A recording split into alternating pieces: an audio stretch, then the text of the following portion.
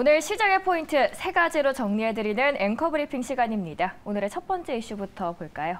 네, 사실은 조금 이분한테 힌트를 좀 많이 얻어야 될 것 같은데 전반적으로 주식시장뿐만 아니라 부동산 시장까지도 접합점이 굉장히 많습니다. 그래서 오늘 첫 번째 키워드를요, 이창용 한국은행 총재가 힌트를 보여줬죠. 신년사 힌트라고 한번 정해봤습니다. 자, 신년사 힌트 안에는 어떤 부분들이 저희가 볼 수 있을까요?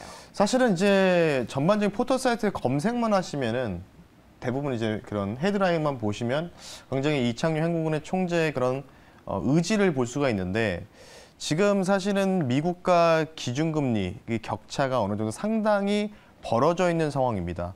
이 상당히 벌어져 있는 상황 속에서 과연 얼마만큼 우리나라에도 기준금리를 올릴 것이냐, 어떻게 접합점을 찾을 것이냐, 이런 부분들을 보고 있는데, 한국은행 이창용 총재 이렇게 얘기했습니다. 고금리는 가계부채, 높은 가계부채 수준을 낮추는 데 도움이 된다.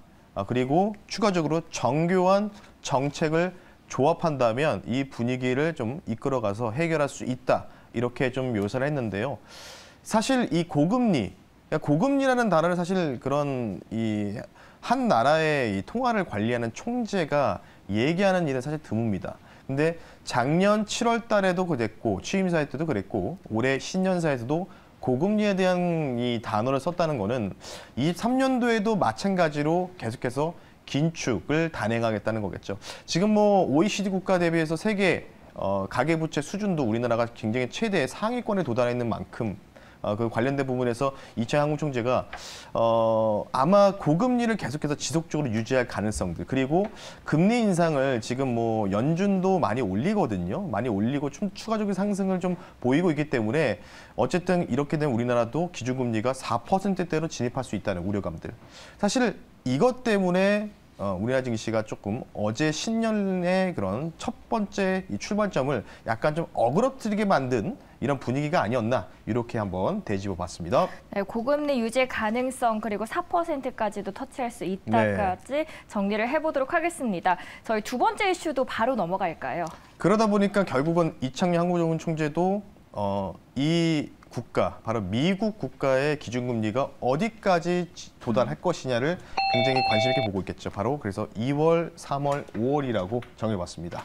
자, 2월, 3월, 5월. 제가 뉴스를 살짝 본 것 같긴 한데 뭐 골드만삭스에서 전망을 내놨다고 하더라고요. 네, 맞습니다. 골드만삭스가 마찬가지로 연말 레포트에서 현재 지금 뭐 터미네이트 자체가 한 5.1 정도를 유지할 것이다, 도달할 거에 유지할 것이라는 기존의 IB 은행들의 기준금리 도달선들이 있는데 정확하게 표현해줬습니다. 2월, 3월, 5월 달에 각각 금리 인상을 25bp씩 기준금리를 3차례에 걸쳐서 올리겠다는 이런 부분들에서 거의 유사하게 나왔다고 보시면 좋은데, 그럼 이제 지금 현재 미국 기준금리가 4.5%다 보니까 그러면 75bp 올해 상반기 내내 한 번씩 올린다는 거는 결국은 5.25 이 정도까지 좀 도달할 가능성들이 있거든요. 근데 물론 이제 다른 뭐 JP모건이나 이런 쪽도 최대 이 기준금리 도달선을 5.75까지도 보는 이런 IB 투자 은행들도 있습니다.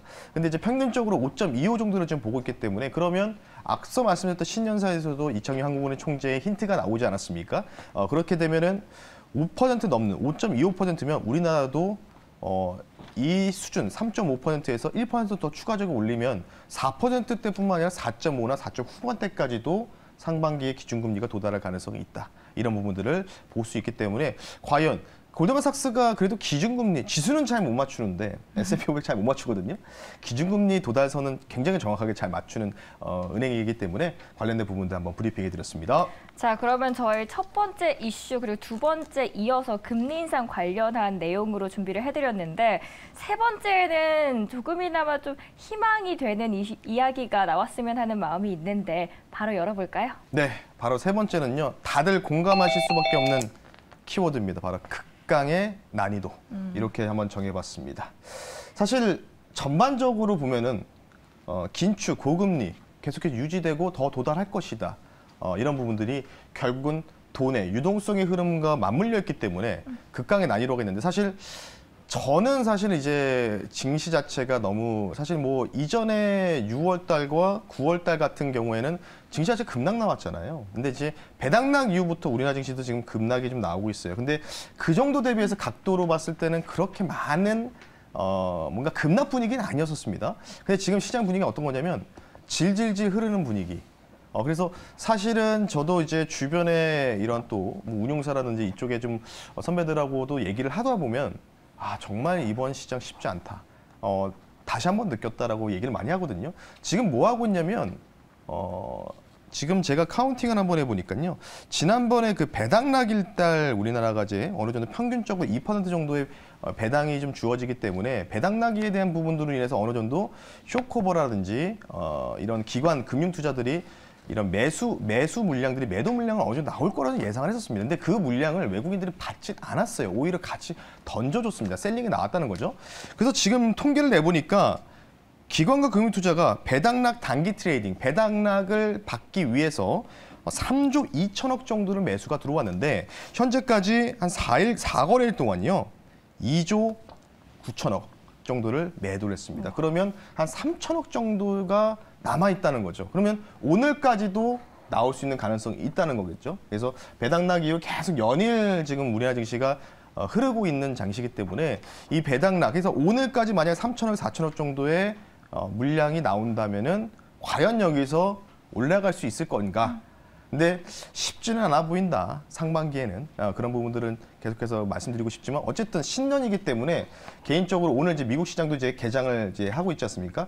미국 시장이 좀 어느 정도 상승으로 계속해서 뭔가 이런 퍼포먼스 보여준다면 이 극강의 난이도도 조금은 달라지지 않을까 이런 생각이 들어서 저도 힘들고 모든 분들이 다 힘듭니다. 저도 시장에 참여하는 사람으로서도 힘들기 때문에 조금은 우리가 다 같이 힘든 상황이라서 극강의 난이도라고 키워드를 한번 정해봤다. 이 정도로 마무리하겠습니다. 네. 네, 힘든 시장 그리고 극강의 난이도지만 그래도 매일경제와 함께 그 실마리를 하나씩 풀어보도록 하겠습니다. 지금까지 앵커 브리핑 3가지 이슈로 정리해드렸습니다.